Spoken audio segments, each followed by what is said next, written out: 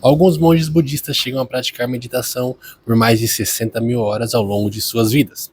E esse fato sempre levantou um questionamento muito interessante. Será mesmo que esses indivíduos têm o poder de transcender a própria mente e acessar estados alterados de consciência, ou o que eles estão vivendo é apenas uma experiência mística? Uma experiência de ordem religiosa. Essa dúvida permaneceu por muito tempo, até que em 1992, um grande neurocientista chamado Richard Davidson inaugurou uma série de estudos que vieram a mudar completamente o entendimento da ciência a respeito dessas práticas. Richard e outros neurocientistas descobriram através de análises com ressonância magnética de que esses monges meditadores possuíam uma maior resistência à dor, uma capacidade de lidar com altas cargas de estresse que jamais foi vista anteriormente. Além disso, eles descobriram que a meditação no longo prazo era capaz de mudar regiões do cérebro associada à interpretação e compreensão da natureza da realidade. Nesse vídeo, eu vou mostrar para vocês, em detalhes, que descobertas foram essas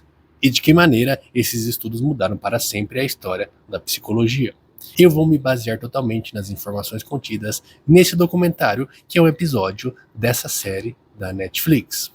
Em primeiro lugar, vale lembrar, as primeiras formas de meditação surgiram há mais de 3 mil anos e estavam ligadas às tradições religiosas do Oriente, especialmente o hinduísmo. Porém, por volta de 500 anos antes de Cristo, um homem chamado Siddhartha Gautama, também conhecido como o Buda, aperfeiçoou essas práticas do hinduísmo e desenvolveu sua própria abordagem de meditação, que ficou conhecida como o Satipatthana, que significa manter a atenção dentro de si. A ideia central dessa prática era que as pessoas se distanciassem emocionalmente dos seus pensamentos, apenas os observando, sem reagir ou se envolver com eles. Além disso, segundo o Buda, com essa prática era possível treinar o seu cérebro a reconhecer a natureza impermanente da vida, ou seja, que tudo é transitório e que nada é eterno. A impermanência pode ser representada como uma nuvem de uma tempestade. A nuvem de uma tempestade chega, trazendo medo, trazendo caos. Porém, da mesma maneira que ela chegou,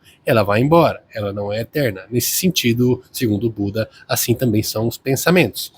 Por mais angustiante e negativo que seja um pensamento, você não precisa se envolver emocionalmente com ele e nem sofrer por causa dele, pois assim como a nuvem, ele vai embora em algum momento, ou seja, ele é apenas uma projeção da sua mente. Após desenvolver suas práticas, Buda compartilhou seus ensinamentos com seus discípulos, que os praticaram e os espalharam por toda a Ásia durante milhares de anos, e permanecem vivos até os dias de hoje. Nos últimos anos, a ciência moderna passou a investigar os efeitos da meditação no cérebro desses seres humanos, utilizando tecnologias avançadas de escaneamento do cérebro, como a ressonância magnética funcional. Uma das primeiras descobertas que esses cientistas fizeram analisando o cérebro desses monges têm uma maior capacidade de resistir à dor. Eles conseguem, a partir de muitas horas de prática, fortalecer regiões do cérebro responsáveis por controlar a ativação da amígdala. A amígdala é uma região do cérebro responsável pelos sentimentos de luta e fuga, ou seja, eles perceberam que os monges têm uma capacidade de regular a ativação dessa amígdala, fazendo com que, diante de situações muito estressantes, como dores muito intensas, eles conseguissem segurar a sua reação emocional, quando comparado a outros indivíduos que não realizavam a prática. A segunda descoberta é que no longo prazo, a meditação tem a capacidade de reduzir sintomas associados à ansiedade e depressão. Através dos estudos, os cientistas descobriram que a meditação tem a capacidade de reduzir a ativação da rede de modo padrão. Essa rede cerebral se ativa quando estamos mentalmente distraídos. Também é responsável pelo processo de ruminação. Ruminar é quando nós pensamos obsessivamente no passado ou obsessivamente no futuro. E os monges, após muitos anos de prática, têm a capacidade de reduzir a atividade dessa rede de modo padrão.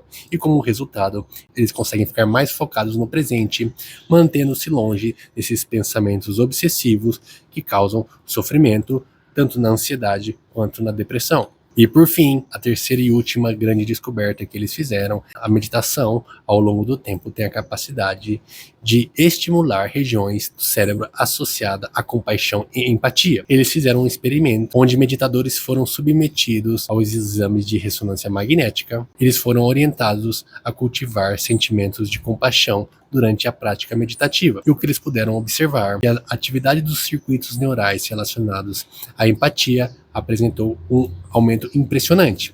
O aumento variou de 70% a 800%. Um dos cientistas responsáveis afirmou que esse aumento desafiou a compreensão dos próprios cientistas. Dessa maneira, esse monge tinha uma grande capacidade de intencionalmente provocar sentimentos de compaixão e de compreensão em níveis que jamais foram vistos antes em pessoas comuns, o que faz com que ele consiga atravessar a vida e lidar com as adversidades de uma maneira mais leve e menos reativa emocionalmente. Essas foram algumas das grandes descobertas que foi relatada no episódio. Se você tiver mais interesse, você pode assistir na íntegra dentro do próprio Netflix. E para concluir, esses estudos com monges existem faz poucas décadas, eles estão evoluindo numa grande velocidade. Cada vez mais existem centros especializados a estudar essas práticas pelo mundo para de alguma forma que nós podemos aproveitar esse conhecimento que existe há milhares de anos,